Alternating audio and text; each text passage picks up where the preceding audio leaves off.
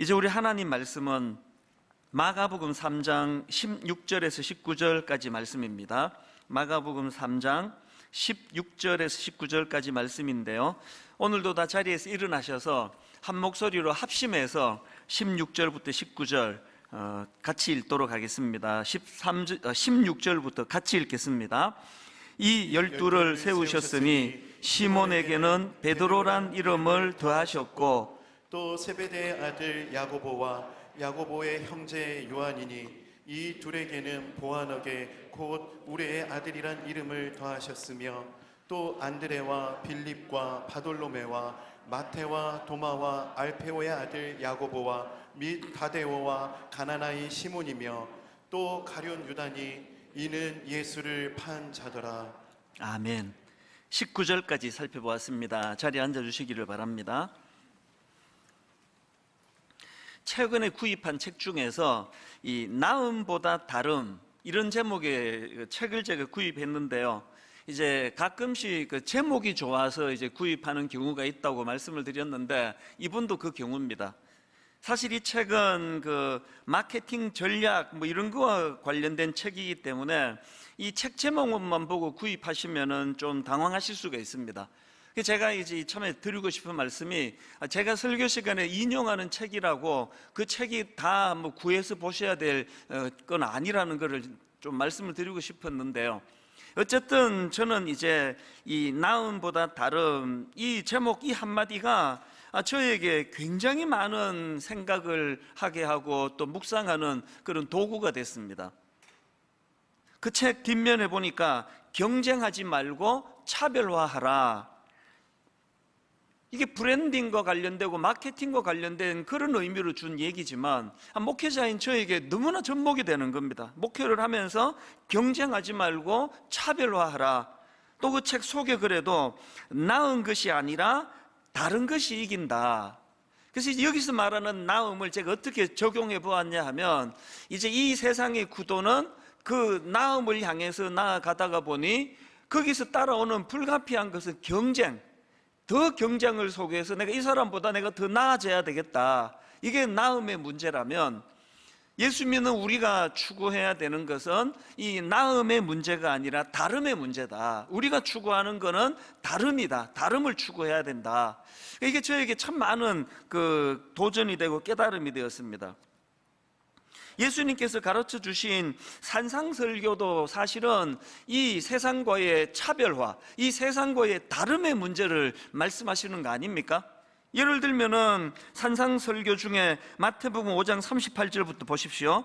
또 눈은 눈으로 이는 이로 갚으라 하였다는 것을 너희가 들었으나 나는 너희에게 이르노니 악한 자를 대적하지 말라. 누구든지 내 오른편 뺨을 치거든 왼편도 돌려대며 또 너를 고발하여 속옷을 가지고자 하는 자에게 그옷까지도 가지게 하며 또 누구든지 너로 억지로 오리를 가게 하거든 그 사람과 심리를 동행하고 내게 구하는 자에게 주며 내게 꾸고자 하는 자에게 거절하지 말라. 이게 전부가 다 이게 다름의 문제 아닙니까? 세상에서는 절대로 통용되지 않는 하나님 나라에서의 가치관과 또 추구해야 되는 것들을 예수님이 지금 가르쳐 주시는 거 아닙니까? 심지어는 그 다음 나오는 43절부터 보십시오. 또 내 이웃을 사랑하고 내 원수를 미워하라 하였다는 것을 너희가 들었으나가 이게 뭘 의미합니까? 이게 그동안 세상에서 통용되던 그 들려지던 가치관의 문제는 원수 갚아라, 지지 마라, 이런 거였다면 다름의 문제가 뭡니까? 44절 나는 너희에게 이르노니 너희 원수를 사랑하며 너희를 박해하는 자를 위하여 기도하라. 이게 전부가 다 다름의 문제입니다. 분당 우리 교회는 제자 훈련하는 교회 아닙니까? 그런데 사실 이 제자 훈련에서 강조하는 이 제자도의 핵심 중의 핵심은 예수님의 이 말씀에서 저는 찾을 수 있다고 생각합니다. 누가복음 22장 24절입니다. 또 그들 사이에 그중 누가 크냐 하는 다툼이 난지라 예수께서 이르시되 이방인의 임금들은 그들을 주관하며 그 집권자들은 은인이라 칭함을 받으나 너희는 그렇지 않을지니. 저는 이 제자도의 핵심을 상징적으로 너희는 그렇지 않을지니, 이게 제자 훈련이라고 생각합니다. 세상에서는 그래서 높은 자리 올라가고 권력을 가지고 그리고 앉아서 대접을 받는 이거를 다 추구하는 그런 가치관을 가졌다면 너희는 그렇지 아니하니, 예, 너희는 그렇지 않을지니. 이게 다 다름의 문제 아닙니까? 최근에 카카오톡 김범수 의장이라는 분이 자기 재산의 절반인 5조 원을 사회를 위해 기부하기로 했다. 이 기사를 보는데 이것도 되게 큰 감당하기 어려운 그 결단을 내렸구나. 그게 참 인상적이었는데요. 더 인상적이었던 거는 이분이 이렇게 5조 원이라고 하는 어마어마한 돈을 사회에 기부하게 만든 그게 영향을 줄 시가 있다는 겁니다. 이것도 또 흥미롭지 않습니까? 그 시를 내가 찾아봤습니다. 그랬더니 예전에 설교 시간에 벌써 인용했던 저도 좋아하는 그 시더라고요. 랄프 waldo 에머슨이라는 분이 쓴 무엇이 성공인가, 이런 제목의 시인데요. 한번 내용을 들어보십시오. 자주 그리고 많이 웃는 것, 현명한 이에게 존경을 받고 아이들에게서 사랑을 받는 것, 정직한 비평가의 찬사를 듣고 친구의 배반을 참아내는 것, 아름다움을 식별할 줄 알며 다른 사람에게서 최선의 것을 발견하는 것, 건강한 아이를 낳든 한 떼기의 정원을 가꾸든 사회 환경을 개선하든. 자, 그 다음 들어보세요.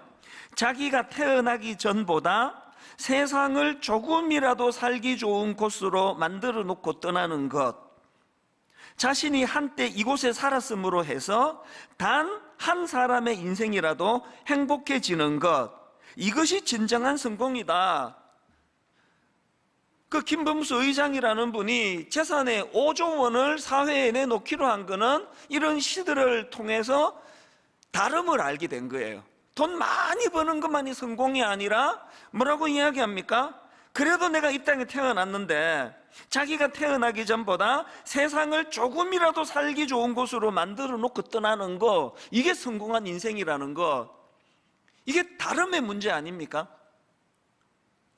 제가 왜 이 시를 여러분께 제가 언젠가 소개해드리고 또 저도 또 이 대목을 제가 옮겨가지고 묵상하고 그렇게 하는가 하면은 그저 큰 교회에 맞는 걸 성공이라고 자랑하는 이런 이 세상에 똑같은 논리로 가는 목사가 아니라 이 세상과는 다른 일만수도 파송 운동을 하는 하나님의 명령도 바로 다름을 구현해라, 이 명령 아니겠습니까? 사실 여러분, 우리가 그리스도의 제자로서 이렇게 세상과는 다름을 추구하는 삶을 살아야 될 많은 책임과 의무감이 있지만 더 중요한 건요, 우리가 이렇게 다름을 추구하며 사는 게 이게 우리가 살 길이기 때문에 그렇습니다. 여러분이 잘 아시는 아브라함, 창세기 13장에 보면은 지금 조카 롯하고의 이야기가 거기 하나 담겨져 있는데요. 창세기 13장 7절입니다. 그러므로 아브라함의 가축의 목자와 롯의 가축의 목자가 서로 다투고 또 가나안 사람과 브리스 사람도 그 땅에 거주하였는지라. 이제 재산이 많아지고 일꾼들이 많아지니까 거기서 이제 다툼이 생기는 겁니다. 그래서 이제 우리 분가하자, 이렇게 싸우고 있으면 안 된다. 그런데 그 아브라함이 놀라운 이야기를 하는 거 아닙니까? 그 다음 8절 9절입니다 아브라함이 롯에게 이르되 우리는 한 친족이라 나나 너나 내 목자나 너의 목자나 서로 다투게 하지 말자. 너 앞에 온 땅이 있지 아니하냐? 나를 떠나가라. 너가 좌하면 나는 우하고 너가 우하면 나는 좌하리라. 지금 칼자루를 쥐고 있는 삼촌 입장에서 내가 이게 정할게, 넌 절로 가라, 얼마든지 이렇게 할 수 있는 거 아닙니까? 그리고 이렇게 했다고 누가 아브라함을 그 욕심쟁이라고 비난하겠습니까? 그런데 놀라운 이야기라는 거예요. 네가 정하라는 거예요. 네가 우하면 난 좌할게, 네가 좌하면 내가 우할게, 네가 뭐든지 원하는 대로 해라. 이게 세상과의 다름의 문제 아닙니까? 그랬더니 결과 다 아시잖아요. 조카 롯은 다름이 아니라 나음을 찾았어요. 자기 눈에 보기에 비옥하고 자기 눈에 보기에 좋은 땅을 택했다가 그 타락으로 인해 가지고 함께 망해버린 게 조카 롯이거든요.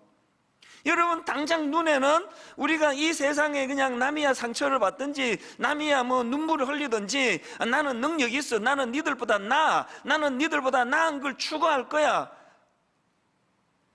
이게 결국은 그 인생의 행복을 갉아먹는 치명적인 독이 되고요, 아브라함처럼 다름을 선택하니까 그게 하나님의 인도하심을 받는, 영적으로 충만하게 만드는 도구가 되더라는 거 아니겠습니까?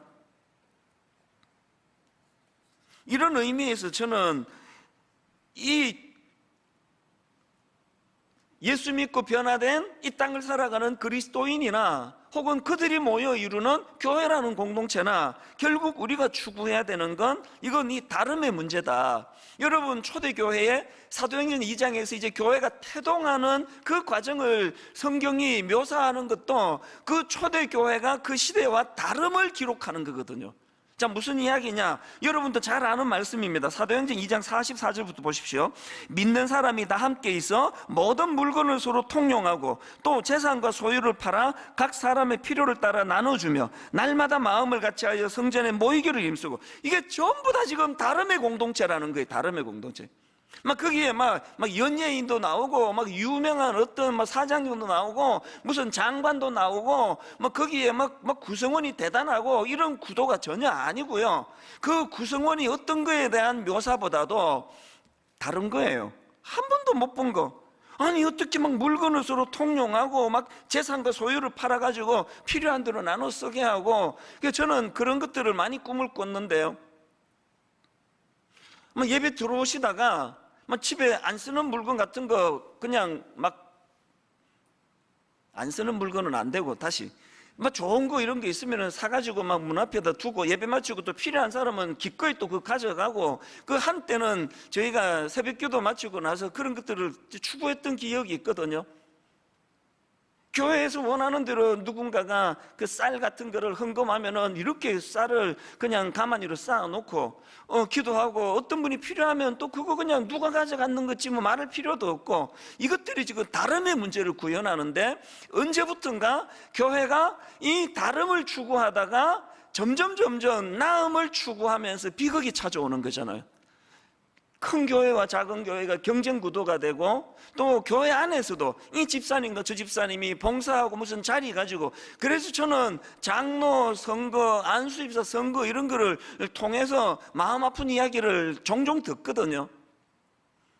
이게 나음의 문제로 가게 되면 거기에 반드시 경쟁이 들어오게 되고, 그러면 상처를 받게 되거든요.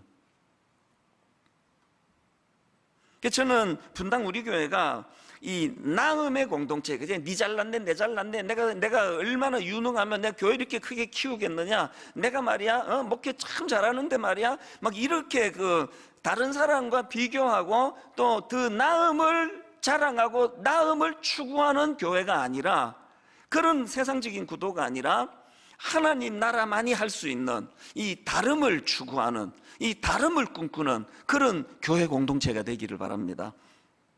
제가 오늘 말씀을 이렇게 풀어가는 이유는요, 지금 우리가 예수님의 12제자에 대해서 살펴보고 있는데요, 예수님의 12제자 중에 오늘 살펴볼 인물이 안드레입니다.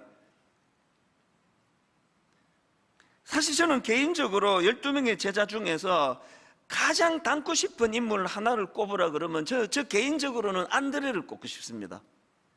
아니, 안드레의 어떤 점이 그렇게 12명 중에 제일 닮고 싶은 인물이 되었는가? 이 안드레를 딱 한마디로 요약하라면 그는 다름의 삶을 살아낸 인물이다, 그렇게 제가 정의를 할 수가 있다 생각합니다.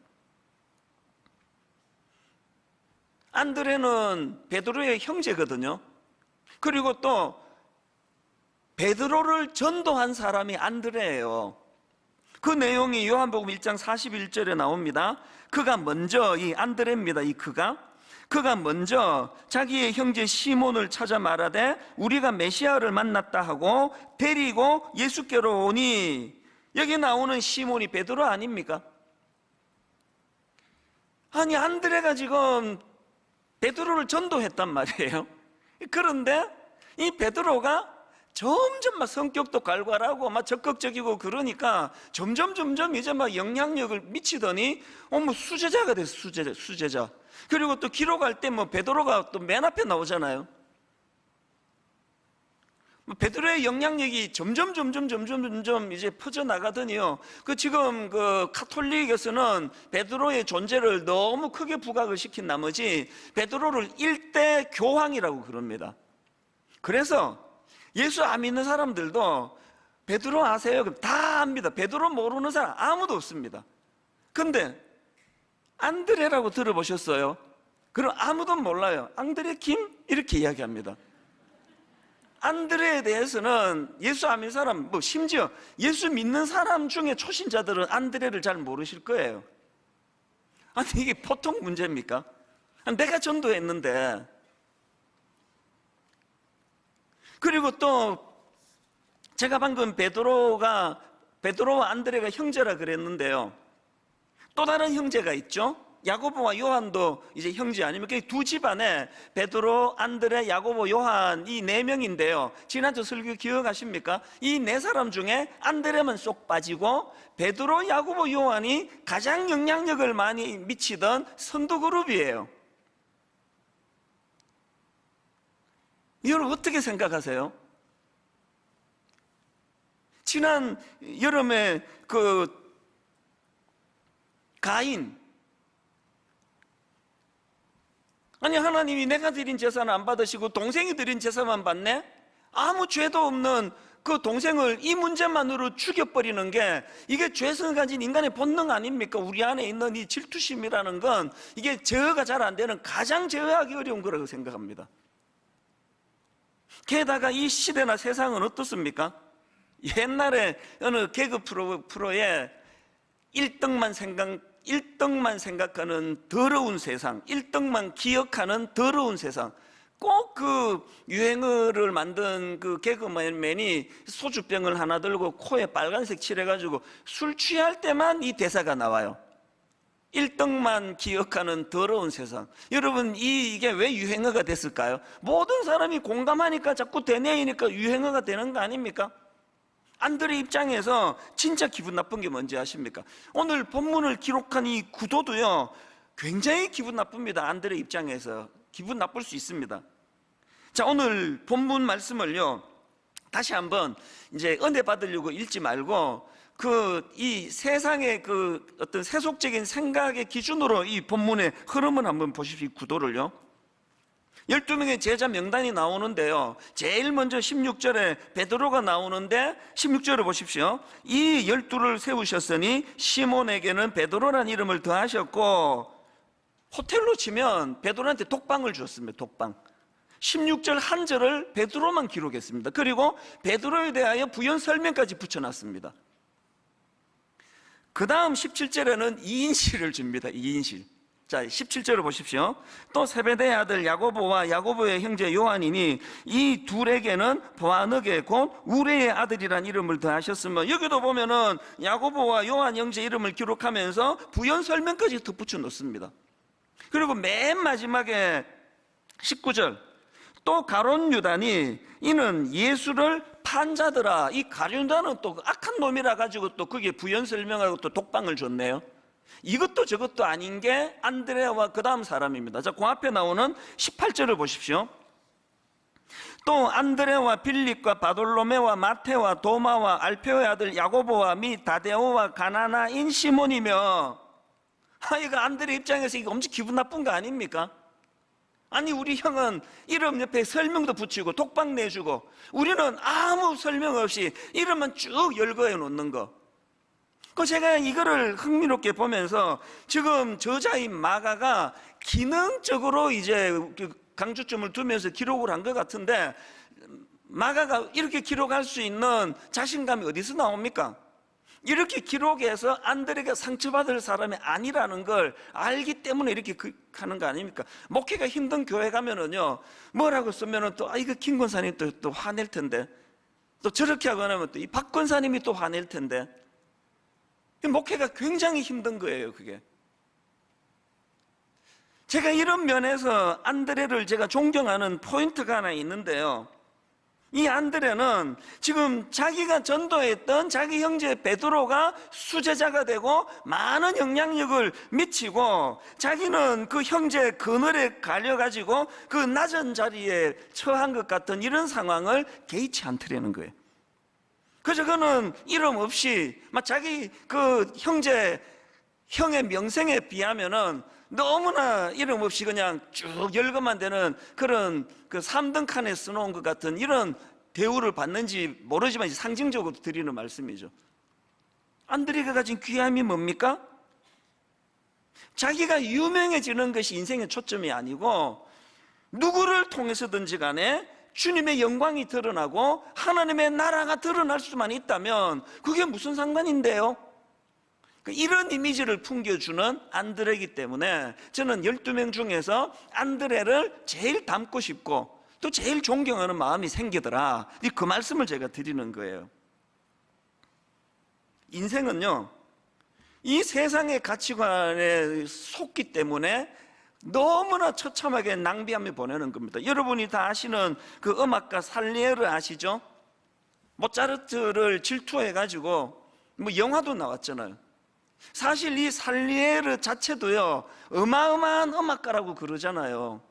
뭐 대단한 그런 궁중음악가인데 자기의 강점을 드러내지를 못하고 더 나음을 추구하다가 보니까 막 열심히 경쟁하며 달려갔는데 보면 앞에 모차르트가 있고 노력도 별로 안 하는 것 같은데 또 자기를 앞서고, 그래서 자기 인생을 파괴시킨 게 그게 살리에르 아닙니까? 그리스도인은요, 절대로 그런 차원에서의 경쟁을 유발하는 나음의 길이 아니라 다름의 길을 가는 거예요.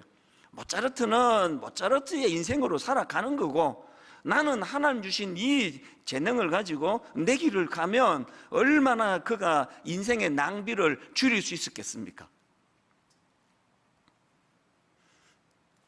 그 1만 선도 파송 운동을 선언하고 8년 전에 정말 고뇌하는 시간을 보냈거든요. 왜냐하니까 아무리 생각을 하고 또 생각을 해도 10,000명에서 15,000명을 그 파송할 자신이 없는 거예요.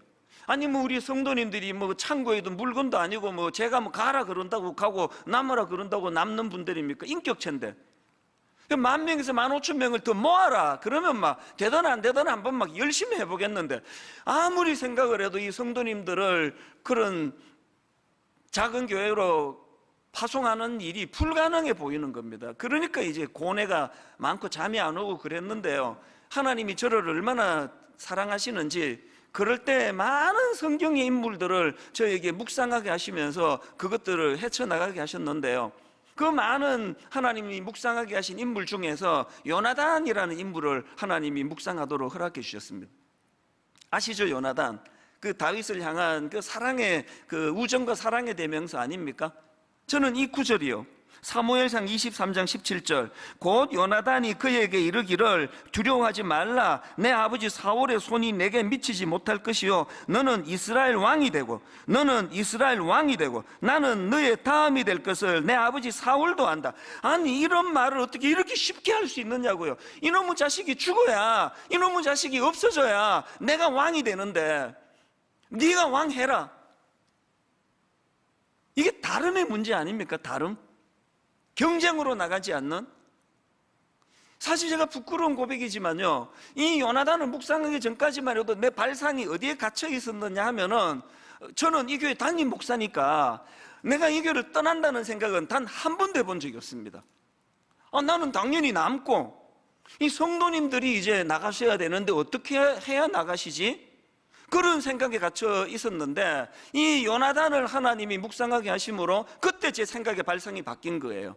아니 이 왕좌도 이렇게 기꺼이 내려놓을 수 있는데 분당 우리 교회 담임 목사 자리를 내가 이거를 꽉 붙잡고 어떻게 하나님의 나라를 구현하겠느냐. 그래서 요나단 덕분에 제가 결정을 한 게, 만약에 하나님 저 때문에 1만 수도 파송 운동이 잘 안 된다면 제가 담임 목사 사임하겠습니다. 너무나 기쁘게 이 약속을 하나님께 드릴 수 있게 된 거거든요. 이게 다름의 문제더라는 거예요. 하나님 앞에서 저는 확신합니다. 하나님은요, 저를 너무 사랑하시거든요. 그래서 제가 진짜 행복하기를 원하세요. 막 그게 막 느껴져요. 하나님은 막 제가 막 너무너무 행복하기를 원하세요. 그래서 다름을 원하시는 거예요. 그러니까 일만순도 바수 운동회원은 지난 8년 동안에 생각지도 못한, 아니 30개 교회로 나누게 되리라고, 이거 저도 꿈도 못 꾸던 거거든요. 경직이 되면 생각이 안 나와요. 오늘 여러분, 저와 여러분 모두가 다 요나단처럼 하나님 앞에서 그 나음을 추구하는, 그래서 이 뭐 친구고 뭐고 이놈의 자식을 죽여버려야 내가 왕이 될 텐데, 이게 나음을 추구하는 경쟁적인 생각이라면, 자기 아버지가 그래서 망한 거 아닙니까? 사울 왕이. 우리는 경쟁을 유발하는 나음을 추구하는 인생이 아니라 하나님 나라의 다름을 추구하는 게 다름.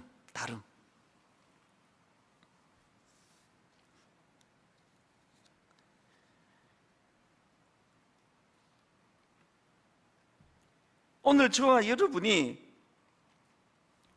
이 안드레라는 한 인물을 통해서 그동안의 우리의 삶을 한번 점검해보고, 무엇 때문에 난 인생이 이렇게 피곤한가, 또 무엇에 나는 쓸데없는 에너지를 이렇게 많이 낭비하고 있는가, 이런 것들을 좀 점검하면서, 이제 하나님, 저는 다름, 나음이 아닌 다름을 추구하는 인생이 되기를 원합니다.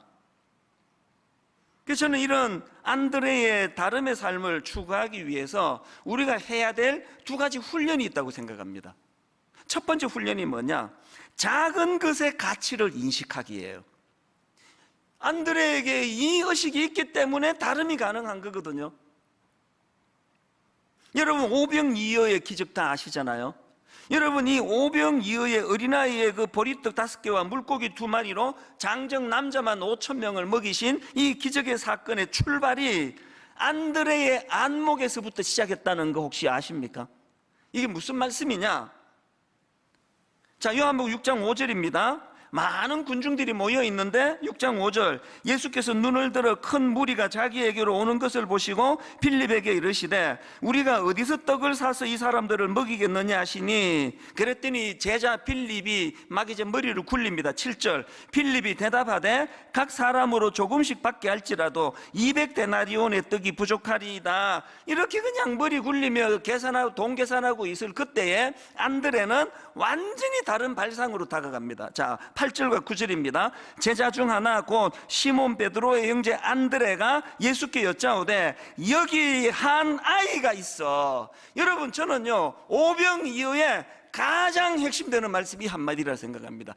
여기 한 아이가 있어. 저는요 오병이어의 물고기 5마리, 보리떡 2개, 이 거꾸로 얘기했나? 보리떡 5개와 물고기 2마리, 뭐 거꾸로고 뭐고 관심 없습니다. 그게 초점 아닙니다. 여러분, 물고기가 뭐 7마리든 10마리든 이게 중요한 게 아니고, 오병이어의 기적의 가장 중요한 핵심 단어를 꼽으라면 여기에 한 아이가 있어요. 왜 그렇습니까? 그 당시로 그 아이의 존재는요 미미하게 짝이 없습니다. 오죽하면은 같이 먹었는데 애들은 개수에 넣지도 않느냐고요. 눈길을 끌지 못하던 그 당시 아이들, 그렇게 무시하던 아이들인데 안드레는 그 무시당하던 아이, 여기 한 아이가 있어. 이 주목받지 못하는 이 한 아이가 가지고 있는 그 재료도 주님의 손에 붙들리면 위대한 도구가 될 수 있다. 이게 제가 발견한 안드레가 가진 작은 것의 가치를 인식하는 태도 아닙니까? 작은 것을 무시하지 않고 작은 것의 가치를 인식했던 그 안드레가 있었기 때문에 그 아이를 예수님께 데려갈 수 있었고, 거기서부터 기적이 출발하게 된 거 아닙니까? 지난주 제가 설교 시간에 강점으로 일하시는 예수님 이렇게 막 열심히 제가 설교했는데 꽤 많은 분들이 설교 듣고 그랬을 거예요. 강점으로 일하시는데 목사님, 저는 강점이 없습니다. 에이, 왜 강점이 없어요? 너무나 경쟁 구도에 우리가 거기에 속아가지고 작은 강점은 강점을 생각 안 하는, 그게 화근이거든요. 여러분, 하나님께서 여러분에게 주신 드러나지 않지만 그 작은 그 무엇을 소중히 여기는, 그래서 여러분, 분당 우리 교회는요 대형 행사가 없는 교회예요. 우리 교회 다니시는 분 지난 수년 동안 큰 이벤트를 가지고 행사하는 거 봤습니까? 우리 교회 행사 없습니다. 사실 개척 초기에 제가 행사를 얼마나 좋아했는지 제 별명이 이벤트리였어요. 이벤트리. 막 아이디어가 막 계속 나와요. 지금도요. 막 그런 아이디어에 제가 소질이 좀 있습니다. 근데 이를 악물고 참아요. 분당 우리 교회 대형 행사 안 한다. 왜 안 합니까? 교회가 이렇게 대형 행사 위주로 가다 보면은 교역자들은 막 거기 동원돼가지고 진이 다 빠지고 성도 돌보고 신방하고 그럴 여력이 생기지 않습니다. 그러면 성도들은 점점 존재가 작아지는 거 아닙니까? 저는 뭐 자신 있게 말씀드립니다. 우리 교구 목사님들이 손이 안 닿아서 뭐 그런 일은 있을지 몰라도, 그래서 누가 그러더라고요. 아니, 이 큰 교회에서 교구 교역자들이 성도들을 이렇게까지 알뜰살뜰 살피느냐, 성도들만으로 안 되니까 순장님도 거기에 동역자가 돼가지고, 그래서 저는 이벤트하고 막 신문에 맨날 이름 나오고 시끌벅적한 교회가 되는 것보다 그런 거 하나도 하지 않더라도 저 구석진데 홀로 울고 있는 한 성도님의 눈물을 볼 수 있는 교회가 되기를 바랍니다. 왜? 교회는 그 작은 한 사람을 귀히 여기는 공동체이기 때문에 그렇습니다. 이게 작은 것의 가치를 인식하는 태도로 할 수 있고, 그런가 하면 두 번째로 우리가 훈련해야 되는 게 하나 더 있는데요. 조용한 영향력의 가치를 인식하기. 이건 무슨 뜻이냐? 여러분, 베드로를 제가 의식해서 이런 제목을 붙여본 거예요. 베드로는 시끌벅적한 영향력이에요. 베드로는 막 대놓고 영향력. 그래서 사도행전 가보면은 막 베드로는 대단합니다. 막 한 번 설교에 막 3,000명씩 회개하고 돌아오게 만들고 막 그냥 막 기적을 베풀고 막 굉장한 일들을 행하는 게 베드로예요. 여기에 반해가지고 안드레는 존재감이 없었던 사람이에요. 기껏 안드레는요, 한 사람 주님 앞에, 자기 형제 주님 앞에 인도하고, 그 존재감도 없는 애 주님께 데리고 오고, 그리고 또 요한복음 12장에 보면은 그 헬라인 몇 사람이 빌립을 찾아와 가지고 예수님을 좀 만나고 싶다 그랬더니 이상하게도 빌립이 그 사람들을 안드레에게 데리고 가요. 뭘 의미할까요? 짐작컨대 이런 그 관계적인 거, 이 작은 숫자의 사람들을 잘 다루고 만지고 그들을 헤아릴 줄 아는 사람은 그게 안드레였다. 그래서 안드레에게 데려가지 않았는데, 이건 뭐 제 그냥 추측이지만, 여러분, 오늘 이 시대는요, 한 방에 3,000명을 그냥 뒤집어 놓는 베드로 같은 사람이 영웅이고 베드로 같은 사람이 주인공이 되는 세상이고, 그래서 1등만 기억하는 더러운 세상이라고 술이 취해 비틀거리게 만드는 세상이지만, 여러분, 하나님 나라는 그 안드레 같은 존재감이 별로 없는 그런 막 대대적인 시끌벅적한 영향력은 미칠 수 없었지만, 제가 안드레를 존경하는 게 뭡니까? 비록 안드레는 한 번에 3,000명을 회개시키는 베드로와 같은 대단한 능력은 갖고 있지 않았지만, 바로 그 대단한 베드로를 주님께 인도한 사람이 안드레라는 거예요. 모두가 다 주인공이 되겠다고 한다면 소음이 난무할 거예요. 제가 초등학교 2학년 때 아폴로 11호, 그 69년도로 기억하는데요, 인류 최초로 인간이 달에 발을 디뎠다. 그래서 이제 닐 암스트롱, 제가 국민학교 2학년 때 알게 된 이름이에요. 닐 암스트롱, 최초로 달에 발을 디딘 인간. 그런데 최근에 제가 되게 재밌는 거 하나 새로 알았습니다. 그때 닐 암스트롱만 발을 디딘 게 아니고요, 바로 20분 뒤에 버즈 올드린이라는 우주사도 바로 20분 뒤에 발을 디뎠는데, 1등만 기억하는 더러운 세상. 아무도 버즈 올드린을 몰라요. 안드레가 그래서 이 버즈 올드린이 막 우울증도 오고 뭐 그랬다는 그런 그 프로를 제가 우연히 봤거든요. 안드레는요, 자기는 비록 한 번에 3,000명을 회개시키는 이런 일은 할 수가 없지만, 바로 그런 능력이 있는 베드로를 주님께 데려가는 일은 내가 할 수 있다. 그리고 하나님의 가치로는 이 둘이 조용한 리더십이나 조용한 영향력이나 시끌벅적한 영향력이나 주님은 똑같이 귀하게 보신다. 이게 그 마음의 고뇌를 갖지 못하게 만드는 능력 아닙니까? 저는 사실 이 설교를 준비하는 지난 한 몇 주 동안에 울컥울컥 하면서 또 올려지던 사람이, 새벽에 자꾸 얼굴이 떠오르면 그렇게 눈물이 나는 사람이 얼마나 많았는지 모릅니다. 제일 저를 많이 울컥하게 한 사람들은요, 분당 우리 교회 창립 멤버 5명의 교육 전도사들이에요. 지금은 시애틀에 담임 목사로 가 있는 임원석 목사님을 위시해가지고 저는 막 이 한 분 한 분이 다 영웅이라 생각합니다. 처음에 교회를 개척할 때 사례비를 처음부터 사례비 없다 그래도 오겠느냐? 목사님, 종이 무슨 사례비에 신경을 쓰겠습니까? 그냥 온 거예요. 5명이 신학생들이. 개척 교회니까 그때 교회에서 저에게 월 150만 원의 그 사례비를 주셨는데요, 그 5명을 보고 이게 넘어갑니까? 그래서 이제 5등분해서 30만 원씩 이걸로 이 교역자들이 연명하던 그런 상황이에요. 그런데 이 5명의 이 영웅들이 참 눈물이 나요. 토요일 교회 청소부터 시작해서 강대상 올리고 물건 올리고, 그때도 우리 교회는 초신자들이 많았거든요.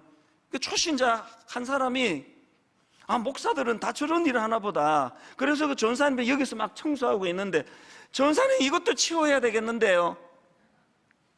이게 면류관 아닙니까? 입만 갖고 사는 그런 사람이 아니라 진짜 교회를 섬기는 그 전사님들이 지난 몇 주 동안의 마음에 얼마나 저를 울렸는지 몰라요.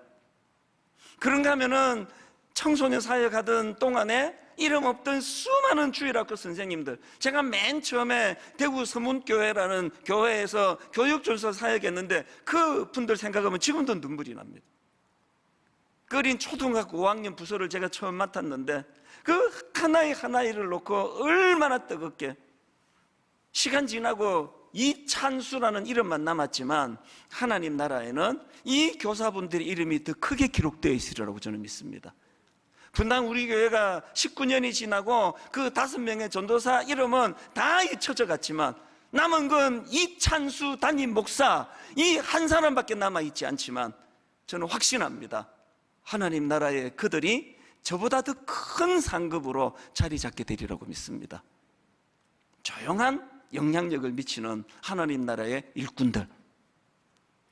오늘 결론을 저는 이렇게 맺기를 원합니다. 여러분, 우리 인생의 행복의 비결은요, 경쟁을 유발하는 차원에서의 나음을 추구하는 인생이 아니라, 그래서 나 성공했어, 나 큰 교회 만들었어, 나 사업이 아주 번창해, 나 돈 많이 벌었어, 이런 것으로 우리를 행복하게 하는 게 아니라 우리 인생은 하나님 나라의 다름의 가치관으로, 다름의 가치관으로.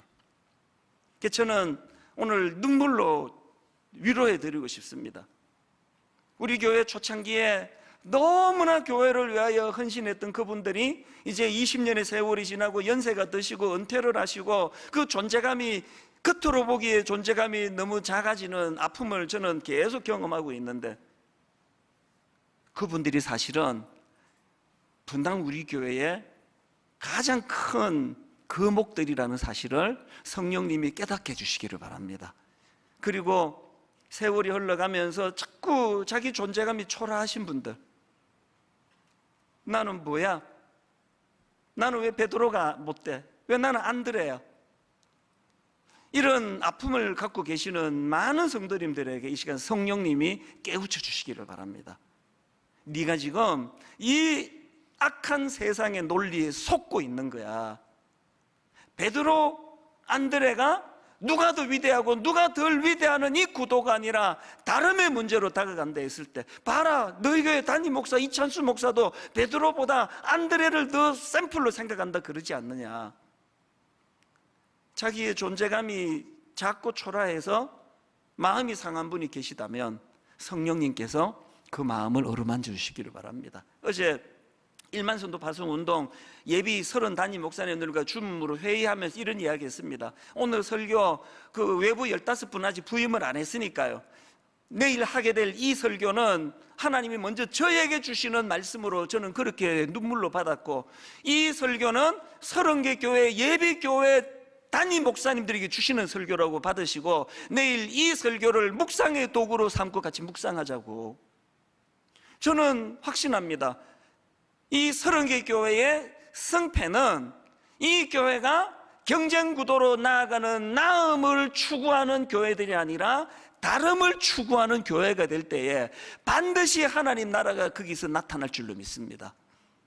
결론을 저는 이 찬양으로 맺으면서, 이 찬양의 제목이 내 삶의 이유라, 내 삶의 이유라. 여러분이 다름을 추구하는 다름의 길의 가장 절정이 십자가 아닙니까? 다음 주일 가룟 유다를 제가 살펴보려고 하는데요, 가룟 유다의 치명적인 결함이 그거 아닙니까? 그저 눈에 보이는 예수님이 군사를 모으고 군대를 일으키고 로마와 대항하여 해방을 시키고 이런 나음의 길만을 추구했던 가룟 유다지만, 예수님은 다름의 길, 십자가의 길, 이것이 내 삶의 이유라는 사실을 기억하면 좋겠습니다. 우리 같이 찬양을 부르시면서 설교들을 마음으로 정리해 보기를 원합니다. 이렇게 찬양합니다. 예수는 내 힘이요,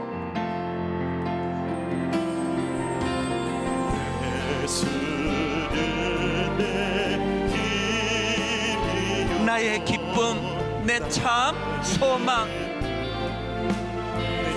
다름의 길을 보여주신 그 주님, 그 이름의 생명이 내 삶의 이유라. 우리 다시 한번 고백하기 원합니다. 예수는 내 힘이요, 힘없이 십자가의 길로 걸어가신 그 주님이지만 나의 기쁨, 내 참 소망, 다름의 길을 보여주신 그 주님, 그 이름의 생명이 내 삶의 이유라. 여러분, 다름의 길로 가지 않으시겠습니까? 오직 주만 따라갑니다. 오직 주만 높이 받으소서. 오직 주만 높이 받으소서. 우리가 따라야 될 생명 되신 주님, 내 평생에 그 이름을, 그의 선하심을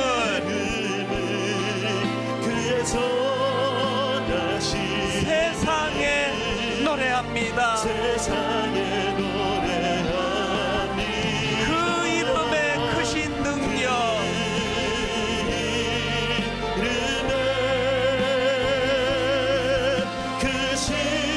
영원한 생명이 내 삶의 이유라. 저는 이 설교를 준비하는 동안에 떠올렸던 인물이 너무너무 많아서 감사했습니다. 오늘도 베드로처럼 주인공처럼 화려하게 해집고 다니는 일은 하지 못했다 할지라도, 안드레처럼 그저 넉넉히 자기에게 맡겨진 그 일하면서 스스로 비교하지 않고 비교당하지 않고 그것 때문에 자기를 초라하게 생각하지 않고, 저는 소원합니다. 오늘 이 설교가, 이 예배가 바로 그런 자들에게 성령의 위로가 있는 예배가 되기를 원합니다. 찬양을 부르시는 동안에 성령님이 그렇게 위로해 주시면 좋겠어요. 어떻게 네가 작은 자냐? 아니 어떻게 네가 작은 자냐? 네가 어떻게 초라한 자냐? 너는 베드로와 같은 어마어마한 3,000명을 회개시키는 일은 못했을지 몰라도 바로 그 베드로를 주님께 인도한 안드레 같은 존재 아니냐? 세상의 악한 논리에 노란하지 않으면 좋겠다. 다름의 길을 걸어가신, 가장 초라한 길을 걸어가신 그 예수 그리스도, 그 길이 참된 길이라. 우리 2절 찬양하는 동안에 성령님께서 그 마음을 우리 안에 회복시켜 주시기 원합니다. 내가 사나 죽으나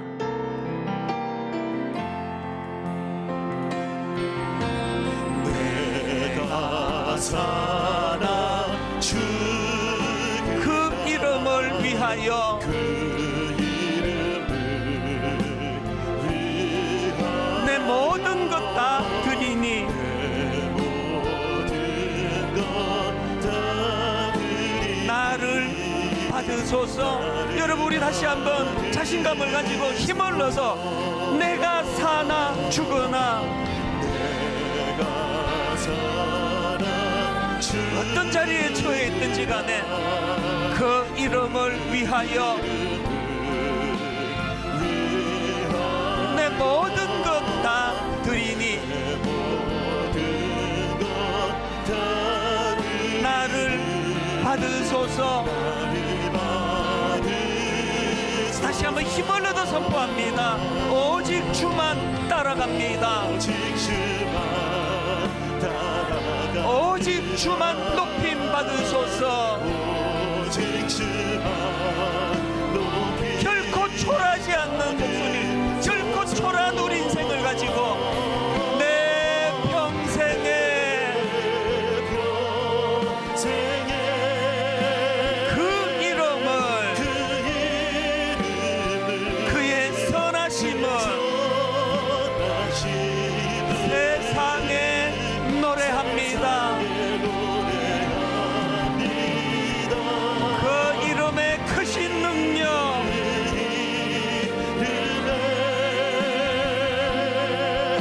크신 능력, 영원한 생명이 내 삶의 이유라. 우리 다시 한번 이렇게 선포하며 나갑니다. 오직 주만 따라갑니다. 다 자리에서 일어나셔서 오직 주만 따라갑니다. 오직 주만 높임 받으소서. 오직 주만 높이 우리 삶에 우리 자신에게 확신을 가지며 내 평생에 평생에 그 이름을 그의 선하심을 선하신 세상에 노래합니다. 세상에 노래합니다. 그 이름의 크신 능력,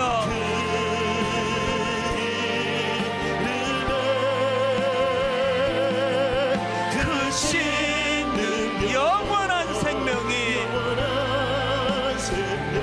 내 삶의 이유라. 내 삶에 성령이 계시네, 성령이 계시네. 계시네 할렐루야, 함께 하시네.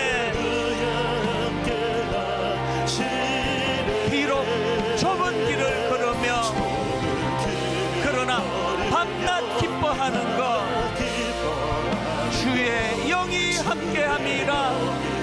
우리 확신을 가지고 다시 한번 성령님을, 성령의 은혜를 사모하며 성령이 계시네. 할렐루야, 함께 하시네. 좁은 길을 걸으며 밤낮 기뻐하는 것 주의 영이 함께함이라. 우리 같이 기도할 때 하나님, 경쟁을 유발하는 나음을 추구하는 이 세상에서 베드로만이 행복하고 베드로만이 성공한 사람이라고 말하는 1등만 기억하는 이 세상에서 아닙니다. 하나님, 안드레와 같이 그저 눈에 떠이지 않는 소소한 일을 행한다 할지라도 3,000명 회개시키는 일을 하지 못하지만 그 어린아이 하나 주님 앞에 모시고 가, 데리고 가 오병이어의 기적의 도구가 되게 했던 안드레와 같이 하나님, 다름을 추구하기 원합니다. 결단코 세상 가치관에 속아서 우리 자신을 초라한 자리로 나아가지 않게 하여 주시옵소서. 하나님, 이 교회는 하나님 그 다름을 추구하는 공동체 되게 하여 주시옵소서. 우리 한 목소리로 통성으로 주신 은혜도로 같이 기도하기 원합니다. 기도하시겠습니다. 살아계신 하나님 아버지,